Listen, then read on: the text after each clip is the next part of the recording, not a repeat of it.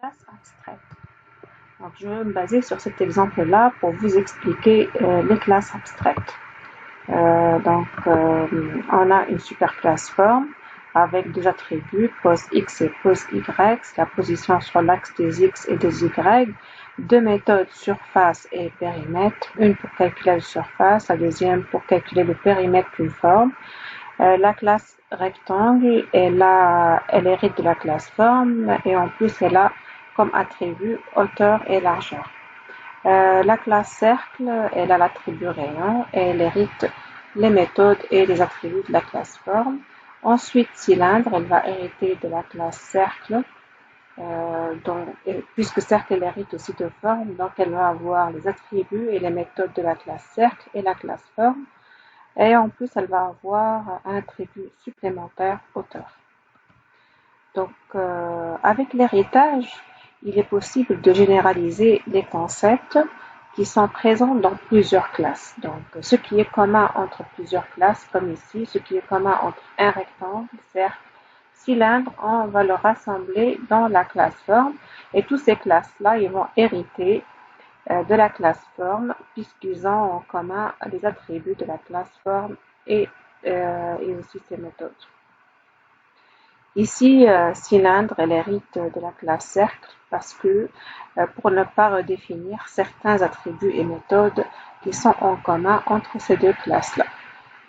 Donc, avec le concept de l'héritage, on peut construire une arborescence qui relie les différents éléments à un niveau supérieur d'abstraction. Donc, mais qu'est-ce qui arrive lorsqu'on fait ça? En fait, lorsqu'on va mettre la méthode surface, par exemple, et périmètre au niveau de la classe forme, parce que c'est une méthode qui est partagée par toutes les formes géométriques. Donc, pour n'importe quelle forme, on peut calculer la surface ou le périmètre. Donc, c'est pour cela qu'on va avoir tendance à la mettre dans la superclasse forme. Mais à ce niveau-là, on n'est pas capable d'écrire le code de la méthode surface ni de la méthode périmètre. Pour quelle raison? Parce que la formule là, de calcul de surface périmètre, elle est différente d'une forme à une autre. Pourtant que la méthode existe pour tout le monde, mais l'implémentation, elle est différente. Donc à ce niveau-là, on n'est pas capable de définir ces méthodes-là. Donc, en fait, ceci, il va poser problème parce que d'un côté, on veut faire l'abstraction et mettre des méthodes ici pour des raisons d'unification de code. Et d'un autre côté, on ne connaît pas encore comment implémenter la méthode surface et périmètre tant qu'on ne connaît pas de quelle forme il s'agit. Donc, un exemple de code qui traduit le problème. Donc, la classe forme, comme vous voyez ici, elle contient les méthodes surface, périmètre et la méthode desk. Donc, on ne peut pas les laisser vides, sinon ça ne va pas compiler. Donc, qu'est-ce qu'on fait? On met une seule instruction, return 00, 0.0. Et la méthode desk, elle est complètement vide parce que le retour est void. Donc, on peut laisser le corps vide. Comme vous voyez ici, la classe rectangle, elle va redéfinir plutôt ces méthodes-là pour rajouter le code nécessaire. Par exemple, la méthode surface, elle va retourner la surface d'un rectangle. La méthode périmètre, elle retourne le périmètre. De même pour la classe cercle et la classe cylindre. Donc ici, on va redéfinir les méthodes en utilisant les formules de calcul de périmètre d'un cercle et de même aussi pour la cylindre. Donc, on va passer maintenant à la problématique. Supposons qu'on décide de ne pas mettre la méthode surface et périmètre dans la classe forme, c'est-à-dire on ne la déclare même pas. Donc aucune déclaration ici, mais on la rajoute dans la classe rectangle et cercle et cylindre. Donc, reprenons une classe qu'on a fait avant dans le chapitre de l'héritage. pour expliquer le polymorphisme, la classe test polymorphisme. Je rappelle qu'on a déclaré et initialisé deux formes, donc deux variables de la classe forme, qui font référence à un cercle et rectangle. Ensuite, on passe ces deux formes-là en paramètre à une méthode intitulée surface compare. Surface compare, qu'est-ce qu'elle fait? En fait, elle prend en paramètre deux formes et elle va comparer leur surface et elle retourne un booléen. Donc ici, objet 1 et objet 2, donc on ne connaît pas leur classe, donc on ne peut pas connaître leur. Donc Java, en fait, il ne va pas comme à la compilation de la méthode surface compare, il va vérifier que la méthode surface existe dans la classe forme. Parce que comme vous voyez dans la signature de la méthode, objet 1 et objet 2 sont de la classe forme. Donc, il va vérifier que la méthode surface existe dans la classe forme. Et à l'exécution, lors de l'appel de la méthode surface, là, il va avoir forme 1, elle fait référence à quel type d'objet et forme 2, elle fait référence à quel type d'objet.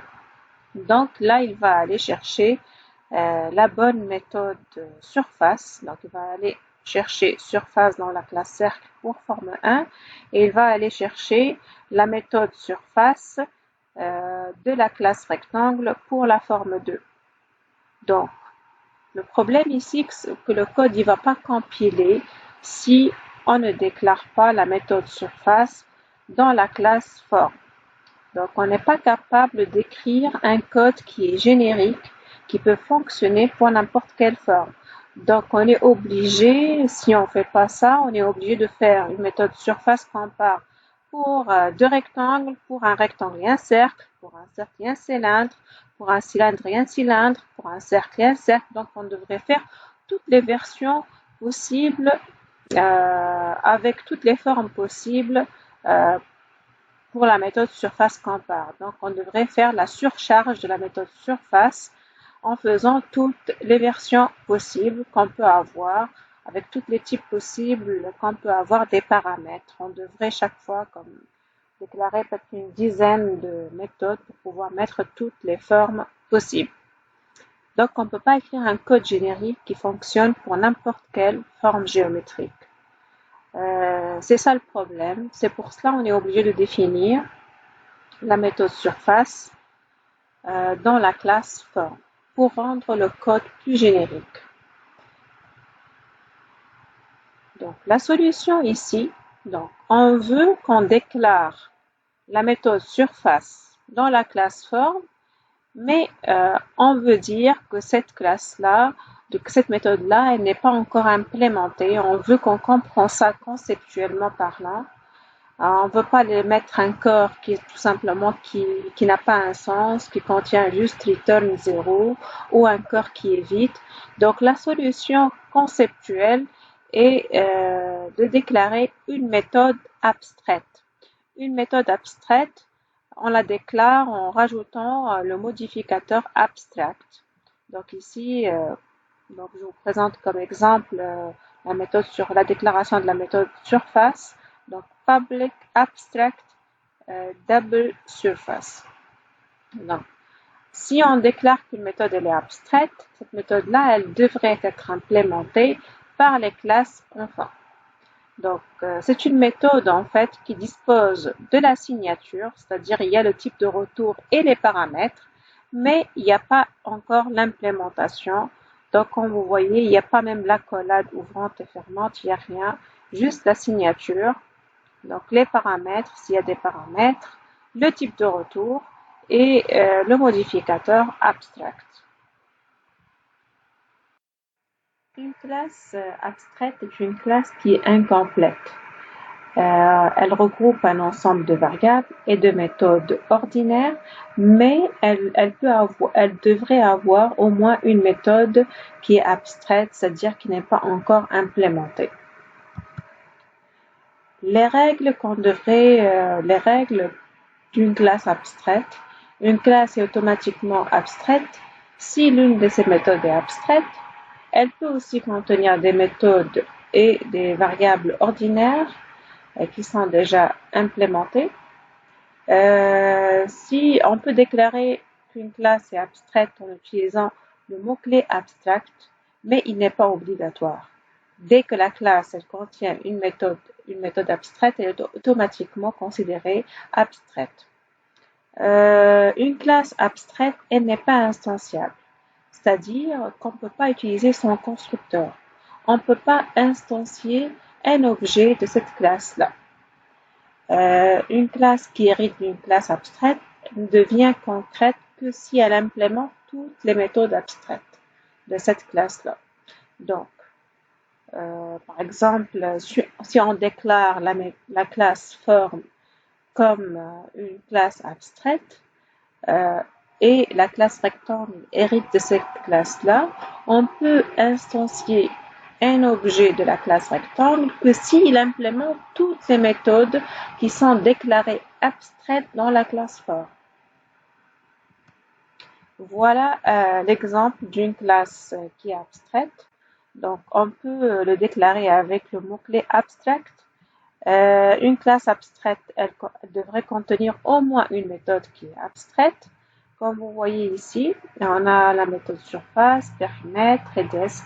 Donc, on les déclare abstraites avec le mot-clé abstract, comme vous voyez ici. On n'a pas besoin de mettre un corps pour cette méthode-là. Il n'y a pas d'accolade ouvrante et fermante. C'est seulement la signature et point virgule. La classe rectangle qui hérite de la classe form, pour qu'elle devienne concrète, c'est-à-dire on peut l'instancier, elle devrait implémenter nécessairement, obligatoirement ces trois méthodes-là, sinon on ne peut pas l'utiliser.